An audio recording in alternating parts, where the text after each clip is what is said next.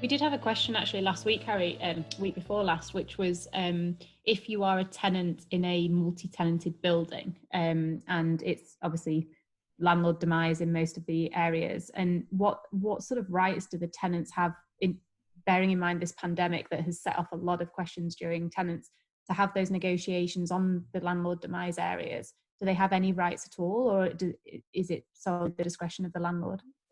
Unfortunately, it's discretion. I mean, ultimately, the lease would dictate, and every lease will be different. But typically, you'll find in the traditional lease market, the landlords will run that service charge, and whatever goes into those service charges will be then recosted to the tenants. However, I think where, again, you're looking at the ownership is actually those tenants speaking to the landlords and actually saying, okay, Mr. Landlord, what our staff are saying to us, we want X, Y, Z in the building.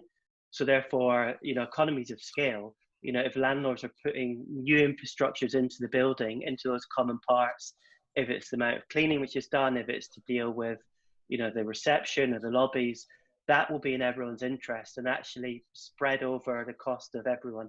You might only be looking at 50p on the service charge. It might even be less than that.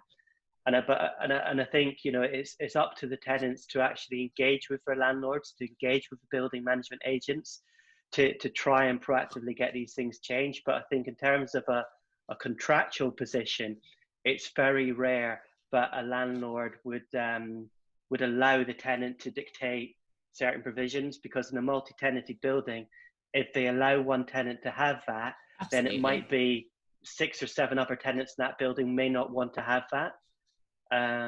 So it's, you don't have the power as such, but it's again, it comes to that landlord of actually the opportunity of retaining their tenants and keeping those tenants happy. There should be more of an engagement. One last point for me on that is, and sort of part of the reason we started Situu really, guys, was, the leasehold and the flex market have never been this close together before. So, when you're out with a tenant, the fact that you can show them leased, flexed, and a managed option in the middle, should always, all three should be pitched to tenants now. You've got landlords that are offering fitted space on flexible terms. You've also got flex providers who offer 5-year deals on whole floors. So they're all playing in the same market.